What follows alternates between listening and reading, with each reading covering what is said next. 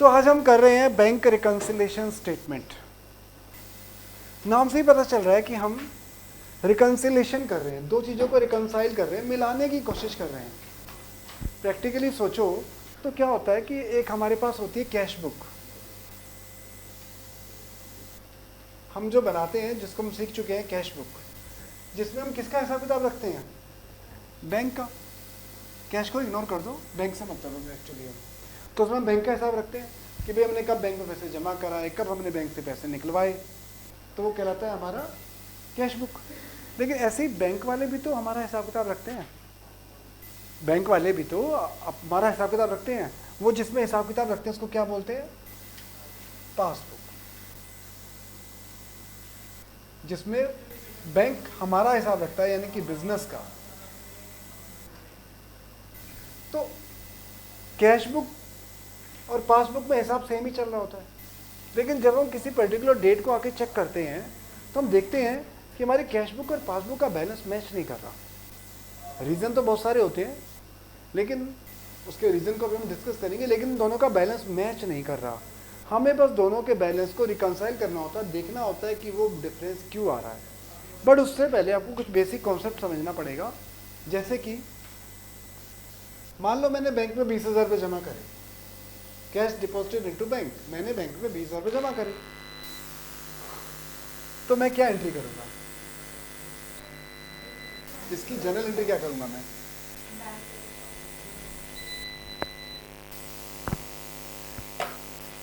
Bank account debit to cash account.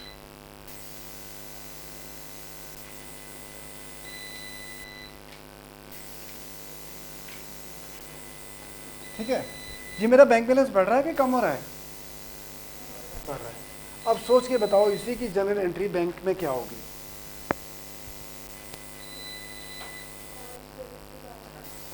Cash account debit to, ना ना ना, cash account debit अपने आप को कौन क्रेडिट करता है भला? बैंक अपने आप को क्रेडिट करेगा? ये कौन सा लॉजिक बना भाई? बताओ क्या एंट्री होगी? Cash account debit to Manoj. मैंने कहा था ना, मैंने जमा कराए पैसे, तो बैंक मनोज को ही क्रेडिट करेगा ना। अगर आप बैंक हो और मनोज ने आपके पास 50,000 रुपये जमा कराया, तो आप क्या एंट्री करोगे? Cash account debit to Manoj. Manoj का बैलेंस बढ़ा रहा है बैंक के, कम कर रहा है? बढ़ा रहा है। तो सबसे पहला ये नोटिस करना कि कैश बुक में डेबिट करने का मतलब बढ़ाना, लेकिन पासबुक में बढ़ाने का मतलब क्रेडिट करना। कैश बुक में अगर डेबिट कर रहे हो तो आप इंक्रीज कर रहे हो, ऐसे ही पासबुक में अगर आप क्रेडिट कर रहे हो तो इंक्रीज कर रहे हो, जैसे हमने अभी देखा। अब इसका रिवर्स करो, इसे नोट कर लो सब लोग। कैश बुक में क्रेडिट करने का मतलब डिक्रीज करना, और पासबुक में डेबिट करने का मतलब डिक्रीज करना। उल्टा ही होगा ऑब्वियसली, यानी पासबुक में क्रेडिट करना मतलब बढ़ाना, तो डेबिट करना मतलब माइनस करना। तो जब भी हम बैंक से पैसे विड्रॉ करते हैं तो हमारे पास मैसेज आता है बैंक का कि हमने आपके अकाउंट को डेबिट कर दिया है। कभी नोटिस किया है ना? अब एटीएम से पैसे निकलवाओ या कोई भी पेमेंट करो यूपीआई से, तो तुरंत मैसेज आ जाता है कि आपका अकाउंट इतने रुपये से डेबिट हो गया, क्योंकि उन्होंने हमारे अकाउंट में से काट लिए पैसे। तो यानी कि पासबुक में डेबिट करने का मतलब होता है कम करना।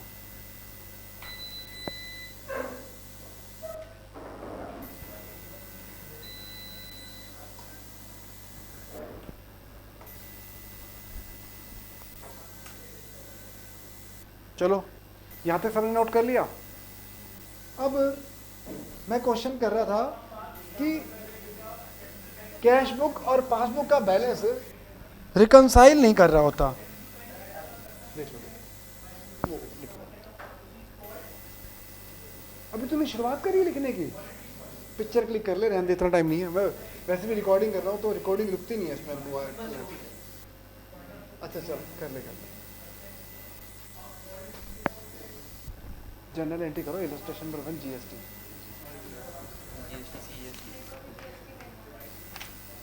यार तुम आए नहीं, बाकी बच्चों ने कहा मैं बिहारी से करो, मैंने बिहारी स्टार्ट करा, जो सब बोल रहे थे मैंने करा दिया। अब कुछ नहीं हो सकता, अब रिकॉर्डिंग देख सकते हो, जीएसटी की रिकॉर्डिंग देख लेना आप।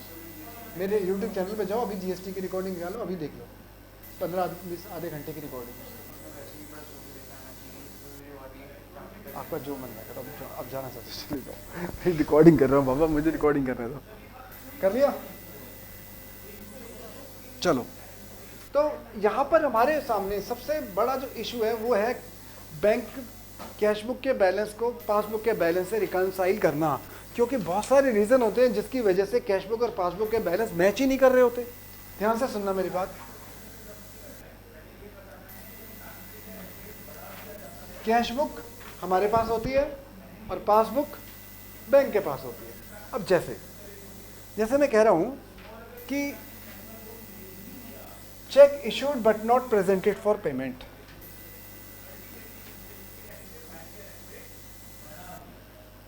क्या लिखा है मैंने? आम्या कुछ लिखा मैंने, राइटिंग मत कहना बेकार है, बताओ क्या लिखा है मैंने? For payment, check issued but not presented for payment. अब सोचो क्या हो चुका है, किसी को चेक काट के दे दिया, जिसको भी चेक दिया वो जेब में लेके घूम रहा है, अभी तक पहुंचा ही नहीं है पेमेंट के लिए। अब सोच के बताओ, कैशबुक में प्लस हो चुके हैं कि माइनस हो चुके हैं? कैशबुक में से माइनस हो चुके हैं। और पासबुक में क्या हो चुका है?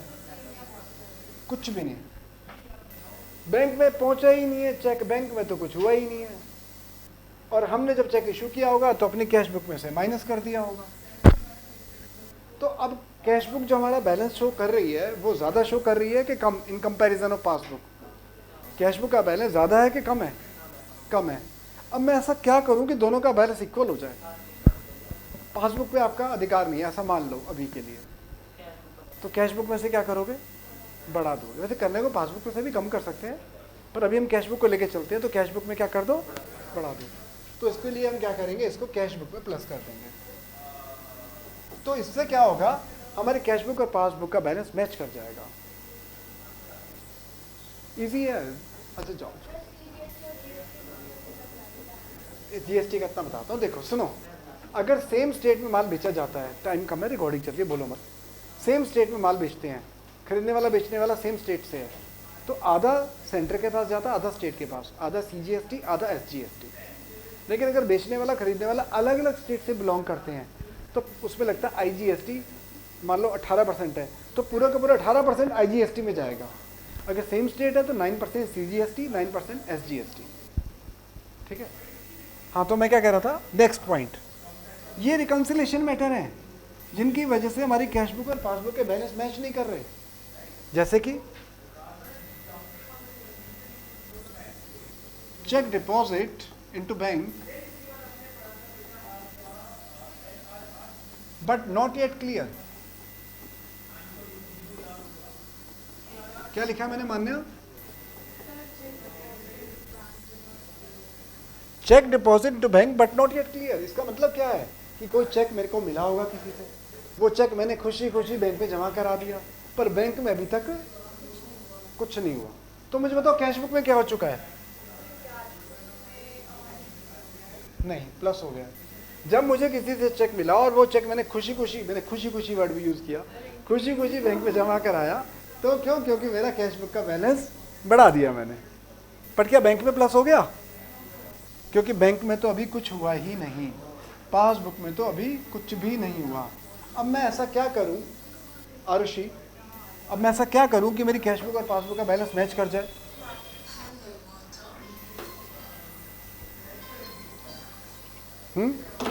क्या करूं आरुषि? ऐसा क्या करूं? प्लस के माइनस? माइनस। तो अगर मैं कैशबुक में से माइनस कर दूंगा तो मेरा कैशबुक और पासबुक का बैलेंस मैच कर जाएगा। चलो नेक्स्ट देखो। अरे ना बोलो मत, बस ठीक है, हो गया। आगे देखो, बैंक चार्जेस।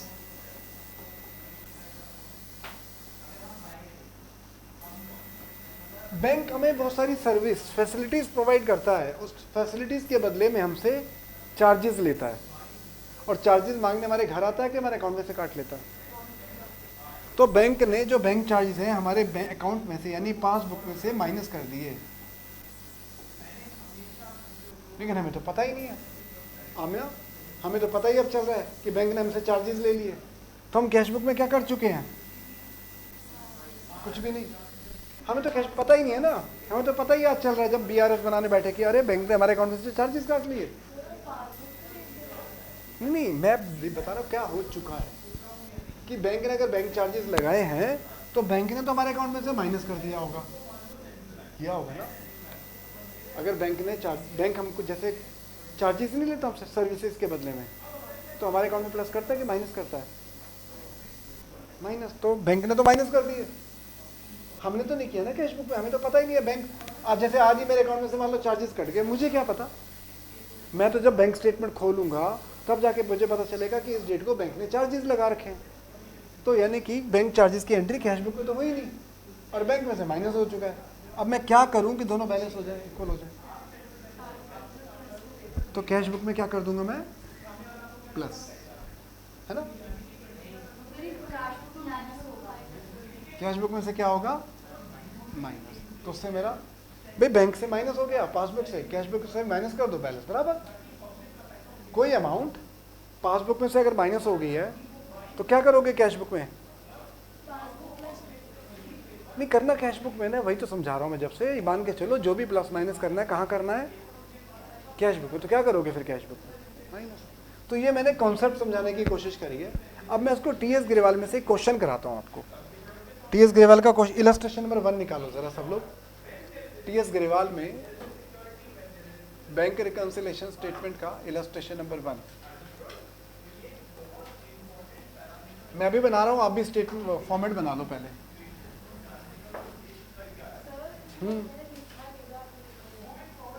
क्या नहीं लिखा? वो लिखना नहीं था, वो लिखना भी नहीं, वो तो समझना था। हम क्वेश्चन कर रहे हैं, उसी में समझ लेना।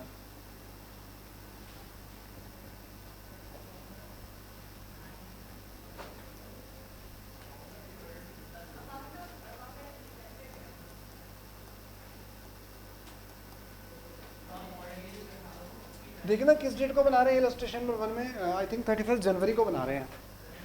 31 जनवरी 2025 आई थिंक। चेक कर लेना एक बारी। जल्दी जल्दी नोट करो फटाफट। रिकॉर्डिंग है, रिकॉर्डिंग लिख नहीं सकती इसमें, मुझे जल्दी जल्दी कराना पड़ेगा क्वेश्चन। नोट तो करो, क्वेश्चन नोट करो फटाफट, और फॉर्मेट नोट कर लो, फिर मैं क्वेश्चन स्टार्ट करूंगा। बोलो बोलो जल्दी बोलो।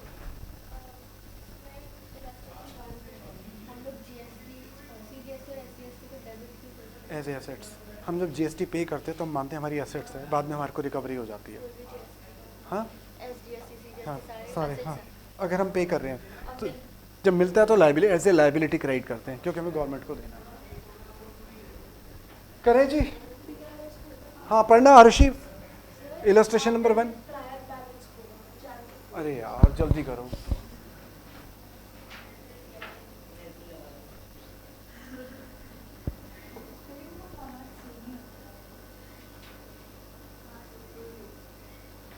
पढ़ो जी इलस्ट्रेशन नंबर 1। नहीं पहले तो सबसे पहले पूरा क्वेश्चन में देखो, लास्ट में दिया हुआ है शायद balance as per cash book, कि कैश बुक में हमारा कितना बैलेंस है दिया हुआ है।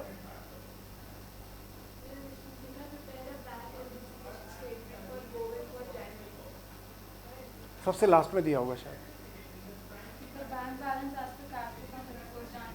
Bank balance as per cash book कितना दिया हुआ है? 1,08,50,000। कुछ लिखा है डेबिट या क्रेडिट? अगर कुछ मेंशन नहीं है तो बाय डिफॉल्ट हम फेवरेबल बैलेंस मानेंगे। ये प्लस का कॉलम बनाया है, ये मैंने माइनस का कॉलम बनाया है, तो कुछ नहीं कह रखा, तो ये फेवरेबल बैलेंस है कि हमारा इतना पैसा बैंक में है एज पर कैश बुक। लिख लो। इसके 2 फॉर्मेट हैं, ये ज़्यादा इजी इसलिए मैं इस फॉर्मेट से कर रहा हूँ। जो मैं कह रहा हूँ उससे करो, ये इजी है मेथड। हाफ प्लस माइनस, ये मेथड ईजी है, इसमें रट्टा नहीं मारना पड़ता। किसी स्कूल में कुछ कराते हैं, किसी में टीएस गिरवाल में दूसरे मेथड से, वो जरा रट्टा मारना पड़ता है उसमें।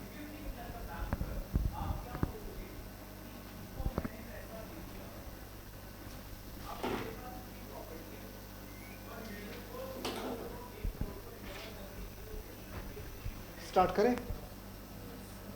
याद रखना हम किस डेट को बना रहे हैं, 31 जनवरी को। किस डेट को हमारा कैश बुक और पासबुक का बैलेंस मैच क्यों नहीं कर रहा? अब पढ़ो, फर्स्ट पॉइंट क्या था?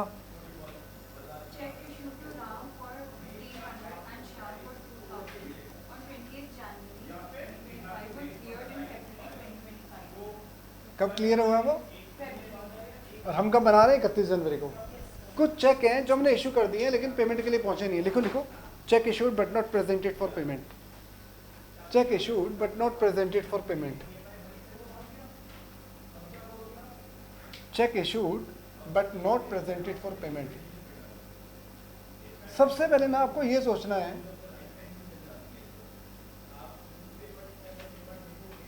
देख लिया? सबसे पहले आपको ये सोचना है क्या हो चुका है, फिर आपको ये सोचना है कि अब इक्वल करने के लिए क्या करें। तो क्या हो चुका है लिखना मत, मैं समझाने के लिए लिख रहा हूँ। कैश बुक में क्या हो चुका है? माइनस। और पासबुक में क्या हुआ है? कुछ भी नहीं। तो कैश बुक में क्या करेंगे? प्लस। आई थिंक 3500 है। देखना कितने हैं? दो चेक नहीं थे, एक टोटल लाकर 3500 है ना। हाँ, गलत मत करो।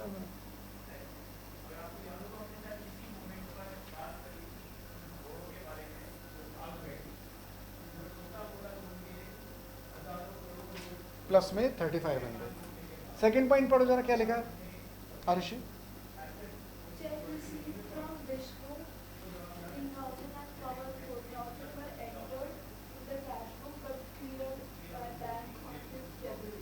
Check deposited into bank but not yet clear.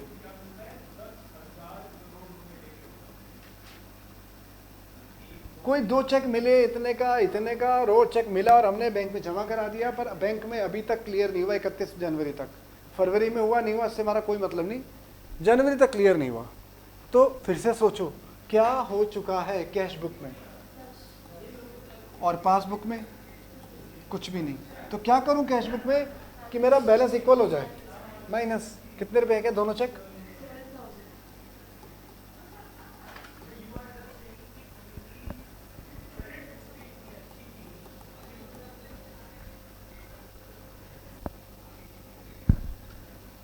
आगे पढ़ो जी।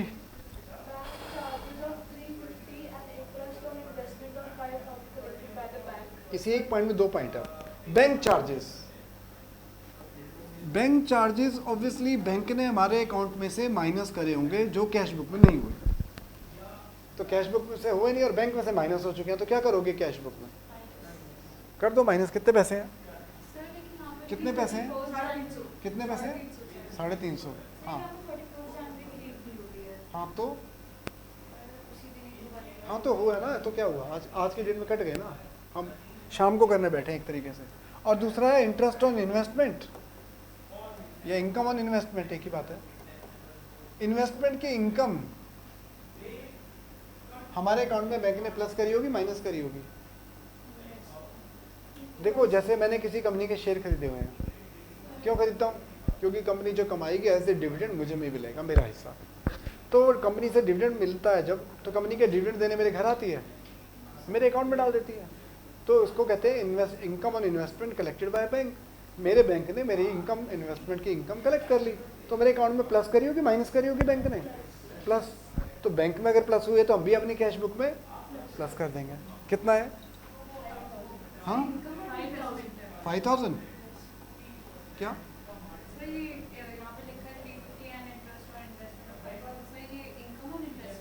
5000 की लिखा तो है इन्वेस्टमेंट की इनकम, लिखा है ये क्वेश्चन, मैं थोड़ा बोल रहा हूँ, लिखा तो है। क्या बोल रहे हो? सेंटेंस की माँ बहन एक कर दी तुमने। मतलब सेंटेंस का मतलब पढ़ के उसकी ऐसी तैसी मार दी। दोबारा पढ़ो पूरा सेंटेंस।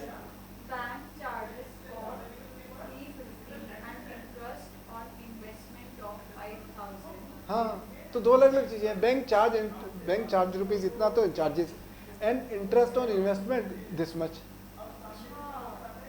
सेंटेंस की ऐसी तैसी मार दी तुमने, कुछ भी मतलब निकाल दिया उसका।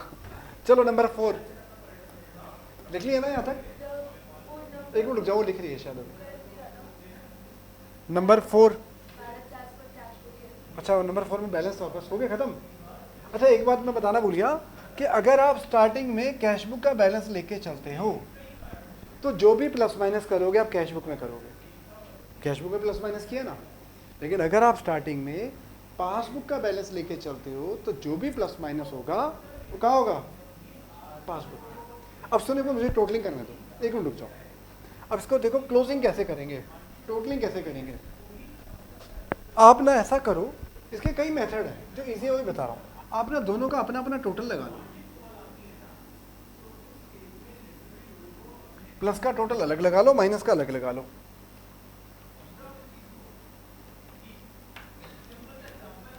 $1,59,350 और माइनस का टोटल है 7,350।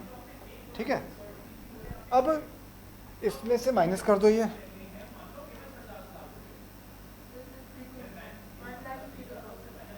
तो ये बचा 1,52,000।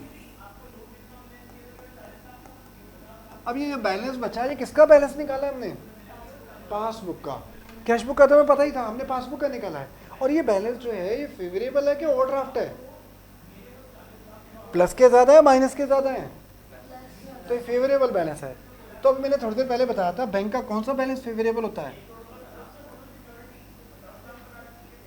Credit balance as per passbook.